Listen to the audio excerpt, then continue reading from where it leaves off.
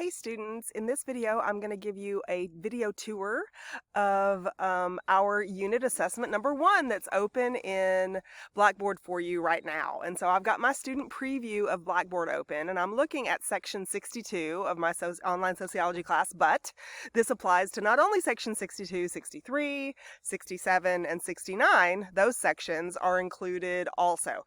So those are the sections of sociology that this video applies to.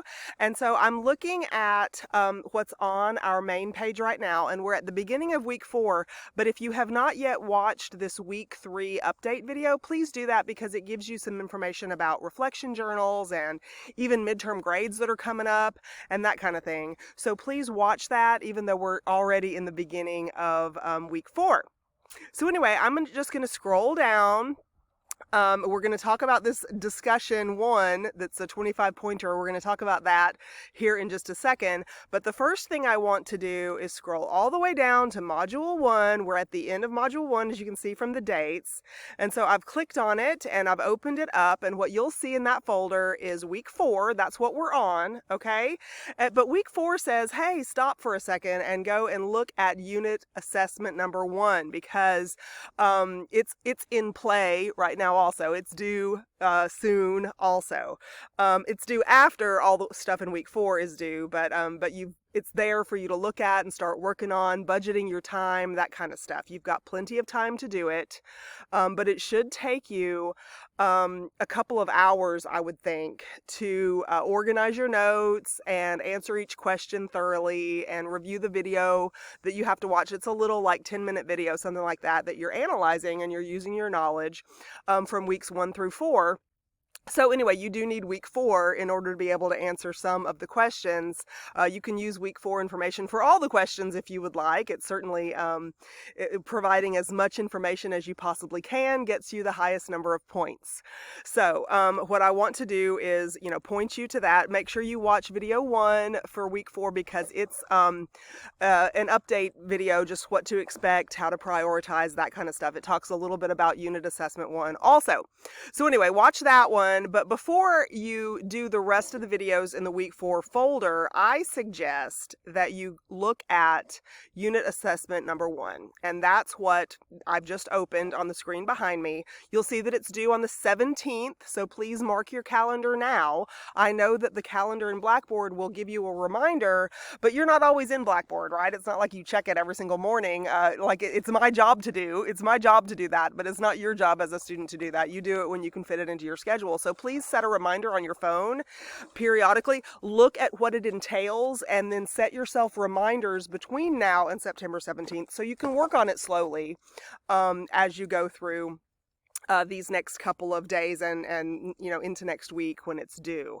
Okay, so yes, so as you can see, this assignment uses week 1 through 4 notes.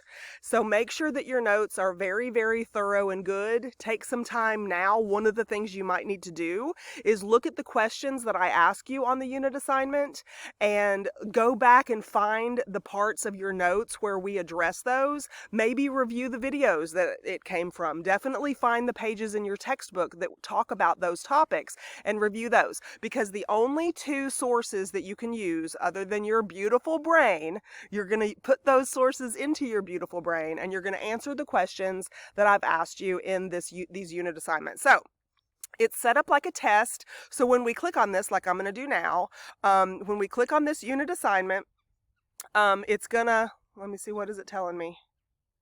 Oh, I clicked on start an attempt. There we go. That's what I need to do. I'm not as familiar with the student side as you are. So anyway, so I've started my attempt and you can see that there are 4 questions. Scroll through here and see that there are 4 questions. They're 25 points each. And look at all the different parts of the question now, okay? So you have to look at all these different parts of the question and make sure that you understand how are you getting your points, what sources are you supposed to use. If you have any questions about what do I mean, if I have worded these questions in a confusing way for you or something, text me and ask me something specific, ask me to, what you need to know, ask me the question that you need answered so that you can understand what to do.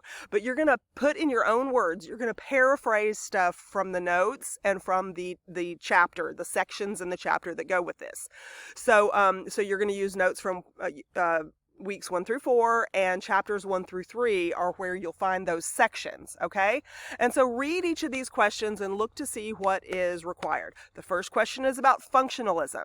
You need to take the knowledge we have about functionalism, and you're going to tell me what you know about it in these first 2 parts, and then the next 2 parts you're going to apply what you know about it as best you can. I know this is week 4 and you're not a sociologist yet. This is not about you being perfect. This is about you showing me your progress toward understanding this. And part of displaying your understanding is being able to analyze or being able to apply the knowledge to something. This is your critical thinking skills, right?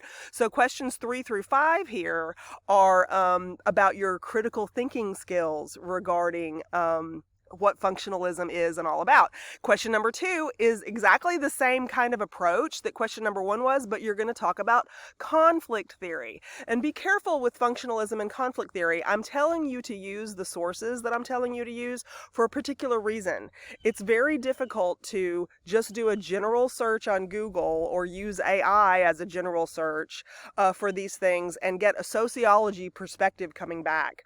Lots of other disciplines use the term conflict theory or social conflict theory. Lots of other disciplines use structural functionalism or functionalism, and they look at them in a very different way than sociologists do. So I have presented to you in your notes, in the weekly video lectures and the textbook, which is a sociology textbook, those sources give you a correct approach to functionalism and conflict theory, and that's why you only need to use those sources.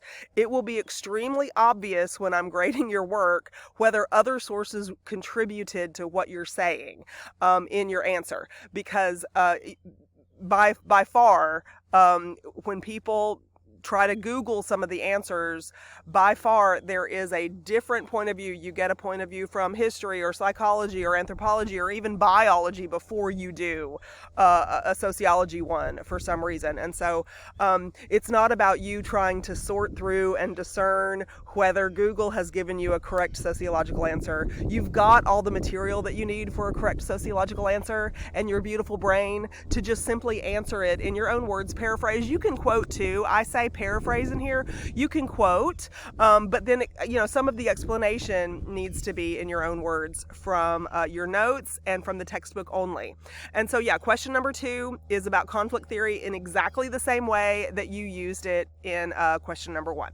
Question number 3 really comes heavily from week 4 stuff, so you can't really finish this. I don't want you to. You shouldn't try to finish this unit assignment before you do week 4, because question 3 comes directly from week 4's stuff. So you can get started on your unit assignment and do like questions 1 and 2 right now, probably very well based on what you already have.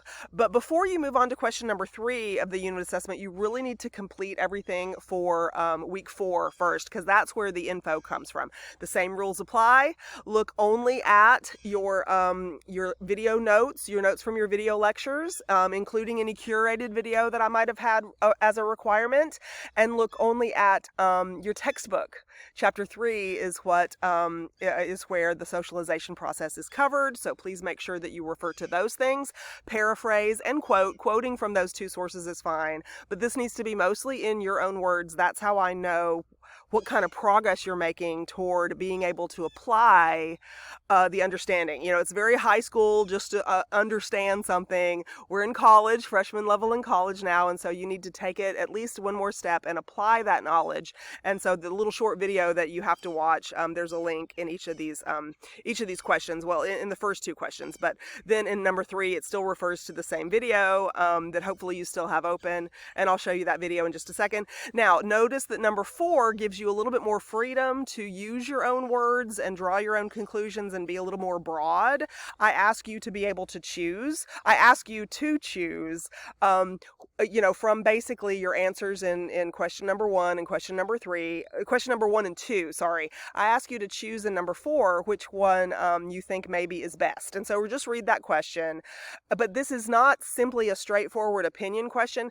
When you tell me what your conclusion is, when you tell me what your educated, informed decision is about this question, notice I'm not using the word opinion really when I'm talking to you. And I even say this is not a personal opinion question at the very beginning. This is an informed observation, conclusion that you're making. This is an educated evaluation that you're making, and you're making statements that you stand behind because you're going to cite sources. This is why I conclude that blah, blah, blah, blah, blah is best here. Okay, so formulate your questions like that. Don't say I think or in my opinion. This is not an I think or in my opinion kind of question. This is based on the information provided, the following is my conclusion, and here's why I can cite my source. Right? So something like that. Approach this question something like that. Okay? And that is what you're going to do on your 100 point. This is 100 points. And it's due on September 17th. Please read all of the information. Let me close this and show you what I'm talking about. Please read all this info here. Some of these you can click on, and there's other stuff, such as the little video, for instance. I clicked on that one thing, and here's the video. It's linked in the questions, and you can copy and paste the link into another browser.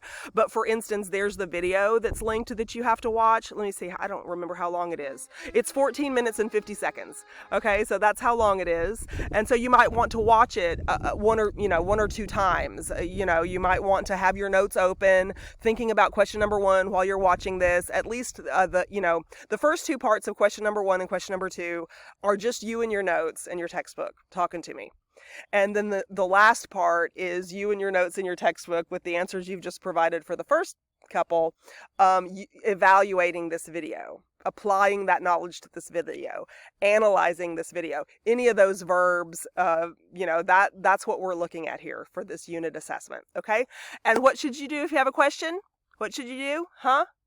Text me, right? You have my phone number, so that's why you have my phone number, right? But please, please, please let me hear from you soon with your questions, because if you wait until, this is almost due, I can't promise you that I'll have my phone with me right then and, be able to answer your question, because Pudgy just came. So I said, here's Pudgy. He doesn't want to talk to me unless I'm talking to you on my videos. But anyway, here's Pudgy to empty out or to close out the day. So anyway, as I was saying, please text me within enough time so that I can respond. Texting is best. I will not get an email as quickly. I will not get a course message as quickly. I will see those eventually. But if you want a chance at an instantaneous reply or a reply within an hour or two, if you want a chance at that, you've got to text me. Okay, I don't keep my phone with me all the time like you young whippersnappers do. I leave it on the kitchen counter sometimes and come back and check it. But as soon as I see it, I will respond to your text, and I take you seriously and give you individual attention. So please don't be shy, and don't ever apologize for texting me. Sometimes I get a text from y'all and you're so sweet and nice, and you'll say, I'm so sorry for texting so late. You're sweet to say that, but you don't have to say that. You have my cell phone number because you can text me anytime. I know that sometimes you do your homework at 1 a.m. I won't see it until probably 5 a.m., but go ahead and text me and I will reply as soon as I see it. But remember, we have a due date here for a 100-point assignment, so please give me and you enough time to do your best on this, because you can, and I want to help you. And so just let me know what I can help you with, okay? So here's the end. I'll say bye, and I'll look for your text messages if you have any questions, and please don't hesitate. See you later. Bye.